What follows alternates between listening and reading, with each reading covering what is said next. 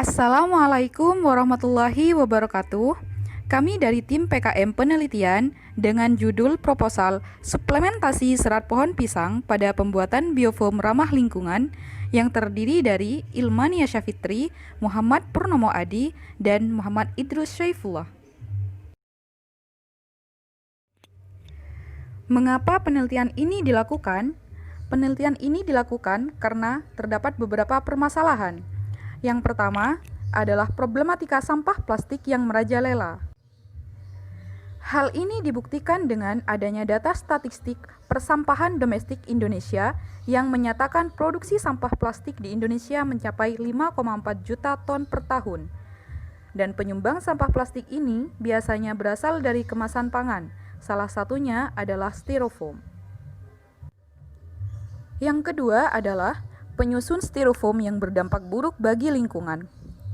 Hal ini terbukti karena styrofoam terbuat dari polimer sintetik polifeniletilena, memiliki fungsi menyerap hidrokarbon volatil saat dipanasi atau dikukus. Sifatnya yang sulit terurai secara alami dan memerlukan 500 tahun bagi polimer styrofoam untuk terurai. Selain itu, monomernya dilaporkan menghasilkan zat yang bersifat karsinogenik karena mengeluarkan zat steirin. Permasalahan yang ketiga adalah keterbatasan penelitian-penelitian sebelumnya dalam menghasilkan biofoam dengan karakteristik fisik yang baik. Hal ini dibuktikan dengan hasil penelitian sebelumnya, yaitu kurangnya kekerasan atau tekstur keras pada biofoam serta ketahanan panas pada biofoam. Yang kedua adalah kecepatan daya urai yang lama. Dan yang ketiga adalah kurangnya pada daya serap air dan ekspansi produk. Tahap pelaksanaan pembuatan biofoam. Pada pembuatan biofoam ini terdapat beberapa langkah-langkah.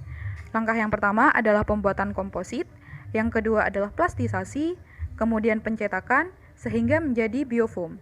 Setelah menjadi biofoam, dilakukan pengujian. Pengujian yang pertama adalah pengujian biodegradasi, pengujian yang kedua adalah pengujian daya serap air, kemudian pengujian sifat termal, dan yang terakhir pengujian kuat tekan.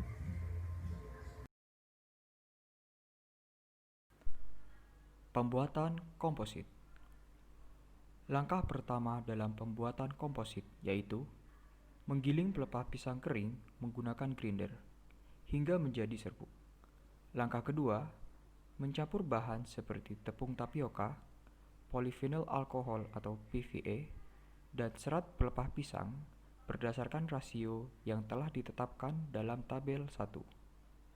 Tabel 1 merupakan rancangan eksperimen kombinasi rasio bahan yang berisi 6 perlakuan dan 6 rasio komposit dengan perlakuan yang berbeda-beda.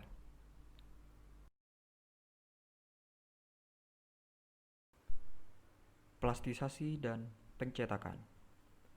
Pada tahap plastisasi, bahan atau komposit yang sudah siap diplastisasi di atas hot plate dengan suhu 110 derajat Celcius.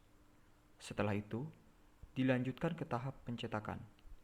Dalam tahap pencetakan, komposit dimasukkan ke dalam pencetakan pada alat hydraulic thermopressing pada suhu 125 derajat Celcius dan 140 derajat Celcius selama 3 menit.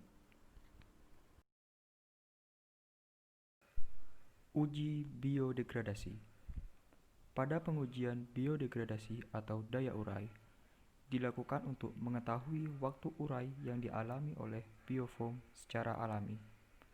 Pengujian dilakukan dengan menimbang berat awal sampel, lalu memasukkan sampel biofoam ke dalam wadah terbuka yang telah diisi oleh tanah humus. Kemudian, memendam sampel dengan tanah humus setinggi 2 cm, lalu dibiarkan selama 15 hari. Setelah 15 hari, dilakukan penimbangan berat akhir sampel. Data yang telah diperoleh kemudian dihitung untuk menemukan nilai weight loss.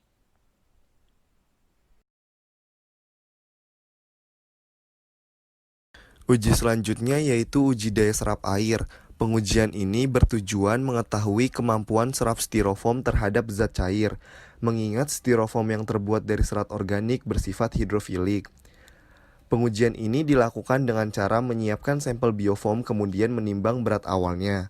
Selanjutnya, merendam sampel ke dalam air selama 5 menit, kemudian mengangkat dan menimbang berat akhir sampel.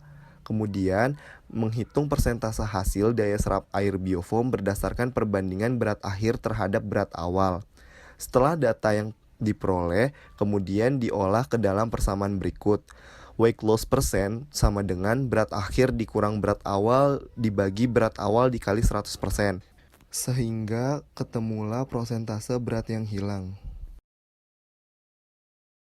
Uji selanjutnya yaitu uji sifat termal. Yang pertama, pengujian sifat termal ini sangatlah penting untuk dilakukan, mengingat biofoam yang akan diteliti dapat digunakan untuk kemasan makanan. Yang kedua, pengujian sifat termal bertujuan untuk mengetahui perubahan fisik biofoam saat mengalami peningkatan suhu dan mengetahui titik leleh biofoam. Yang ketiga, pengujian dilakukan dengan meletakkan 10 mg sampel di atas hot plate dengan suhu 25 derajat Celcius hingga 190 derajat Celcius.